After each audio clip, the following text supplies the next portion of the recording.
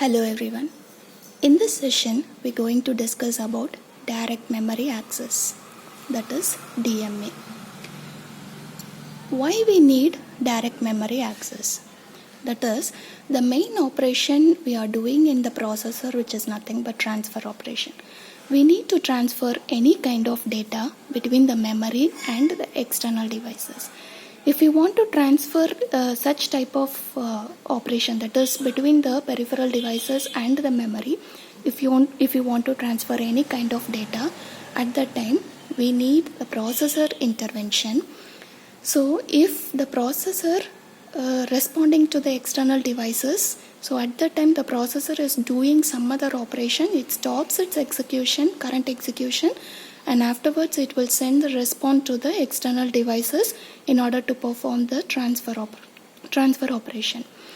But for this kind of operation, it needs more time. So it is actually the time consuming process, because CPU stops its execution and afterwards it will transfer the data. So in order to reduce the extra time that is actually acquiring by the CPU, so in order to increase the transfer speed, we are going to this direct memory access, that is DMA. So directly we are actually performing the transfer operation between the memory and the peripheral devices without the help of CPU. Without the intervention of CPU, how the transfer operation takes place between the memory and the peripheral devices? That is possible only with the help of this direct memory access. As the name suggests, direct memory access, which is nothing but, so it is actually accessing the memory directly without the help of CPU. That is what DMA. So in this topic, we're going to discuss about the DMA controller. What is the block diagram that is required for DMA controller in order to perform this kind of operation, and how the DMA transfer takes place without the help of the CPU. That is what we're going to discuss. So before going to discuss about this DMA controller and its block diagram, you should know what are the two types of transfer that takes place in this DMA. First one is burst transfer. Next one is cycle stealing transfer. So what is burst transfer? Burst transfer means it will transfer one block of memory at a time. The entire block of memory word will be transferred in between the memory and the peripheral devices. That is nothing but burst transfer. Cycle stealing transfer means it will transfer only one data word at a time. So after transferring that one data word, it will return back all the control lines to the CPU for performing some other operation. So I'll tell you before when we discussed about the block diagram, so how it is actually taking the control of the CPU and how it is performing the transfer operation, and after terminating the transfer operation, how it is returned back the control lines to the CPU. We'll discuss that. Okay. So now these are the two types of transfer that takes place in this DMA controller. Either it will transfer the block of memory at a time, or it will transfer only one data word at a time. This is what cycle stealing transfer. Next, we will see about what are all the bus signals that we have in this CPU. So in the CPU, we have the data bus, address bus, read line, write line. So you all know about what is data bus, address bus, which is nothing but which is used to transfer only the data and the address to any other device. Only with the help of these two buses we can able to perform it. And read line, write line, which is nothing but either you're going to perform read operation or write operation. I'll tell you what is this bus request and bus grant. So whenever this DMA wants to perform its own operation, so it will send the bus request line to the CPU in order to release all the control signals. So whenever the CPU receives this bus request line, it will release all these control signals. How it is actually releasing all the control signals? So whatever the control signals that is actually connected with the CPU, it sets all these control lines to high impedance state. So what is this high impedance state? High impedance means disabling. So that is nothing but open circuit. All the output will be disconnected. That is what high impedance state. And it will enable this bus grant signal.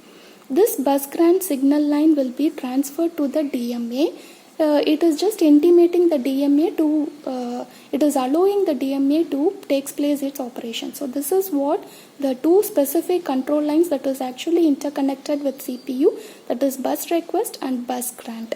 So in addition to these control lines, it is having two more control lines, that is bus request and bus grant. So whenever it is actually interconnected with the DMA, these two control signals will be enabled.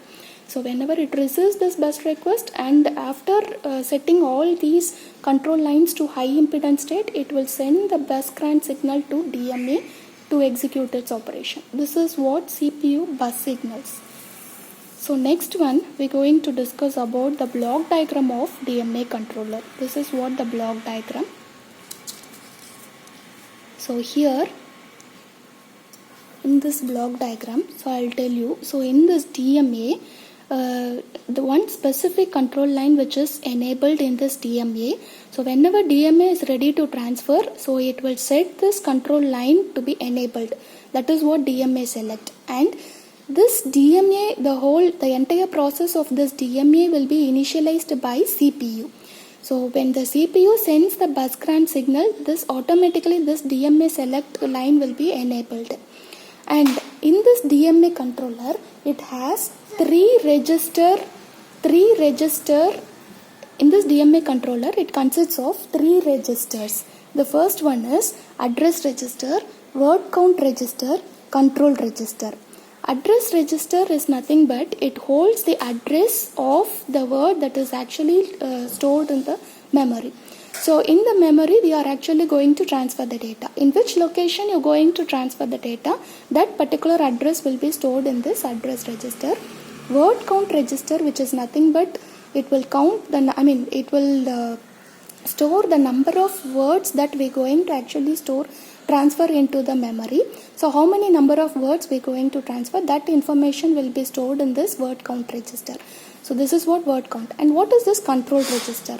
Control register means it will tell you about what kind of transfer mode we are going to take place in this DMA controller.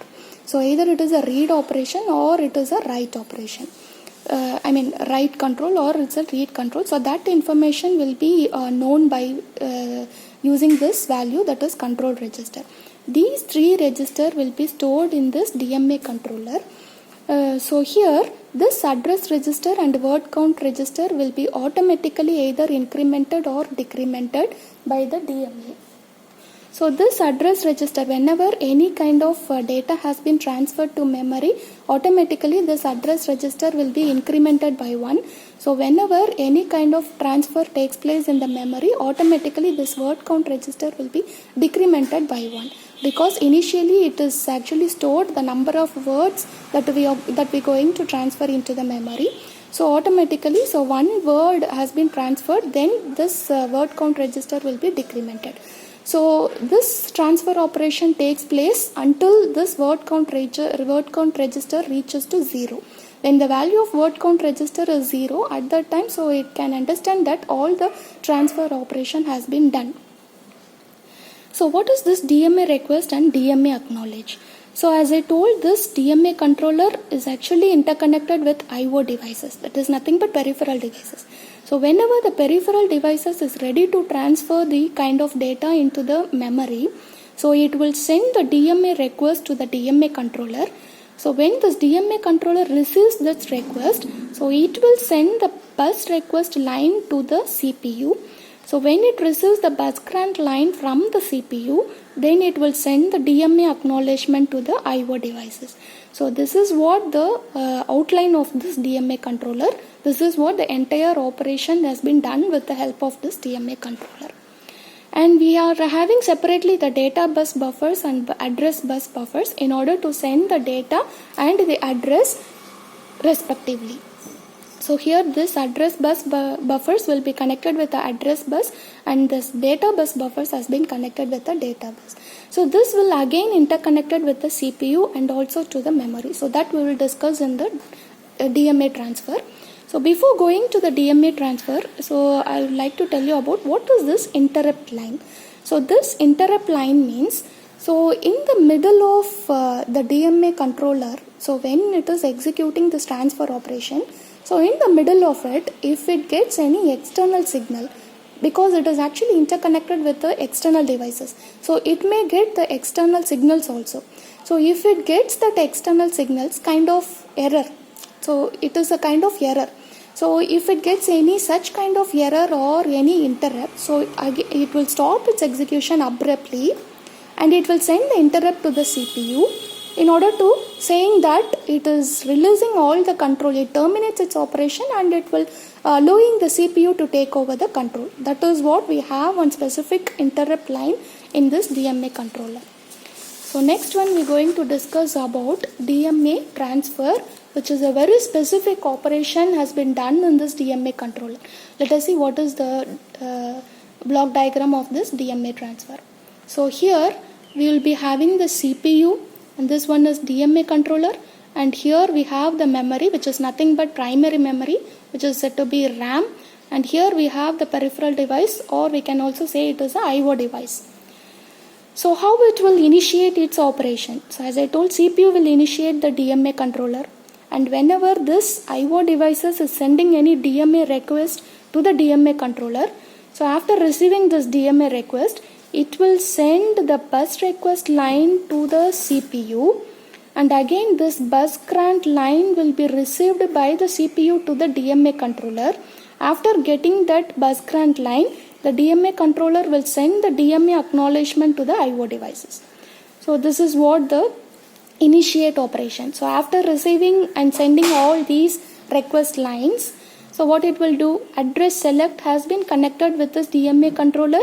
With the help of this address select, it will either select this DS, that is DMA select, or it will select either any one of the register that is actually implemented with this DMA controller, that is register select. As I told, it consists of 3 register: address register, data register, word count register, control register, and it will do their function correspondingly. So here we have all the control lines. So in this DMA also it will have all the control lines as we do in the CPU. CPU, whatever the control lines we have, all the same controls will be there for DMA also, because whichever the control lines it is released by the CPU, all the same control lines will be taken by the DMA. So this read and write lines will be bidirectional. This address bus or unidirectional, address and data bus or unidirectional. So when the DMA is ready to transfer, it will get all over the control lines from the CPU to the DMA, and it will directly transfer to the memory. So whatever the data it is actually receiving from the IO devices, it will directly transfer all those data into the memory. That is, so in this memory also we will be having all the control lines, that is 4 common control lines that is actually connected with CPU, DMA controller and the memory. That is the read line, write, address, data line. So all these 4 are said to be common control lines that is actually interconnected with these 3 devices. Okay. So this is how the DMA transfer takes place. So how the data transfer has actually transferred from the external devices to the memory without the intervention of CPU. So that is the only advantage of this DMA controller. That is the main advantage of this DMA controller, and also it will increase the efficiency of data transfer by reducing the transferring time. Suppose if you are transferring the bulk amount of data from the magnetic disk, kind of secondary memory, so it is a magnetic disk or even the magnetic tape. So in that case, if you want to transfer bulk amount of data, so at that time, so we can reduce the transfer time with the help of this DMA by eliminating all the control lines that is actually directly connected with the CPU. So this is what the DMA transfer takes place in the computer system. Thank you.